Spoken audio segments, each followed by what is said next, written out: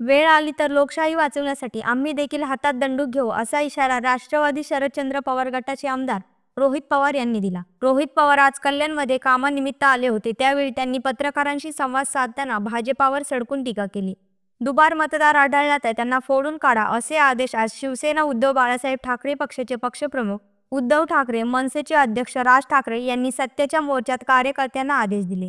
यावर बोलताना राष्ट्रवादी शरदचंद्र पवार गटाचे आमदार रोहित पवार यांनी ठाकरे बंधूंना समर्थन दिले। वेळ आली तर लोकशाही वाचवण्यासाठी आम्ही देखील हातात दंडूक घेऊ, असा इशारा रोहित पवार यांनी दिलाय। मोर्चावर भाजपाकडून होणारे टीकेबाबत बोलताना रोहित पवार यांनी भाजपाचा चांगला समाचार घेतला। रोहित पवार म्हणाले की आम्ही भाजपाला काही बोलत नाही, आम्ही निवडणूक आयोगाला बोलतोय। लोकसभा निवडणुकीनंतर इतक्या मोठ्या प्रमाणात नोंदणी कशी झाली त्याच्यावर आमचा अपेक्षा आहे। लोकशाही टिकावी, संविधान टिकावं यासाठी रस्त्यावर उतरून लढतोय। उद्धव ठाकरे यांचे मतदार यादीतून नाव वगळण्याचा प्रयत्न होतोय। जर मोठ्या नेत्यांबाबत जर असं होत असेल तर सर्वसामान्यांबद्दल काय, असा सवाल देखील रोहित पवार यांनी केला।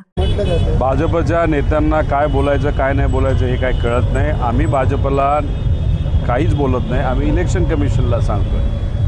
2019 लोकसभेचं इलेक्शन झाल्यानंतर 2024चं इलेक्शनपर्यंत दर महिन्याला जे काय वोटर रजिस्ट्रेशन झालेलं आहे, मतदार नोंदणी झालेली आहे, ती एका पॅटर्नमध्ये झालेली आहे। त्याच्यामध्ये कुठेही काही चुकीचं घडलं आहे असं जाणवत नाही। पण लोकसभेचं इलेक्शन 2024चं झालं, त्यानंतर विधानसभेपर्यंत 52 लाख मतदारांची नोंदणी झाली आणि हा जो पॅटर्न आहे तो विचित्र आहे, तो अनपेक्षित आहे। इतकं मोठ्या प्रमाणात नोंदणी कशी झाली त्याच्यावर आमचा आक्षेप आहे आणि त्याचा अभ्यास केल्यानंतर आता आपल्याला जाणवते की त्याच्यामध्ये खूप मोठ्या प्रमाणात वोट चोरी, आपण जे हे असतात आधार कार्डचा उपयोग करून दुसऱ्या लोकांनीसुद्धा बाहेरून येऊन मतदार केलेला आहे। त्यामुळे ह्या सगळ्या गोष्टी सिरियस आहेत आणि ह्या लोकशाहीच्या विरोधात आहेत। लोकशाही टिकावी, संविधान टिकावं यासाठी आम्ही सर्वच रस्त्यावर येऊन लढत आहोत। आता बघा ना, म्हणजे तिसराच एक कुठला तरी व्यक्ती जेव्हा ऑनलाईन जाऊन उद्धव ठाकरे साहेबांचं नाव त्या ठिकाणी रजिस्टर करतो आणि मग इलेक्शन कमिशनची लोक उद्धव ठाकरे साहेबांचं नाव असल्यामुळे आले तरी बाकीकडे तर येतच नसतील आणि ऑनलाईन नाव आलं की त्याला अप्रूव्ह करून टाका अशी परिस्थिती असेल।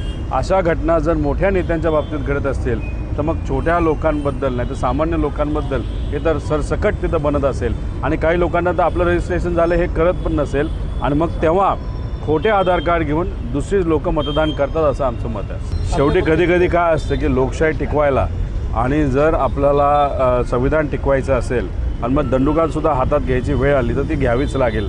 कारण लोकशाही जर टिकली नाही तर गरिबाचं नुकसान होईल। तर गरिबाच्या बाजूने विचार करत असताना हे जे चोर लोक आहेत नाही तर पैसा खाऊन मतदान करणारे आहेत, जे लोकशाहीच्या विरोधात आहेत, त्यांना थोडासा दंडुका दाखवायला काय हरकत नाही असं वाटतं। जो लोकशाहीच्या खिलाफ असेल, जो संविधानाच्या खिलाफ असेल, जर पोलीस त्याच्यावर ॲक्ट करत नसेल, जर प्रशासकीय यंत्रणा त्याच्यावर ॲक्ट करत नसेल तर मग त्या लेवलला आलं तर आम्ही सुद्धा दंडुके घेऊ। ब्युरो रिपोर्ट, जनशक्ती, कल्याण।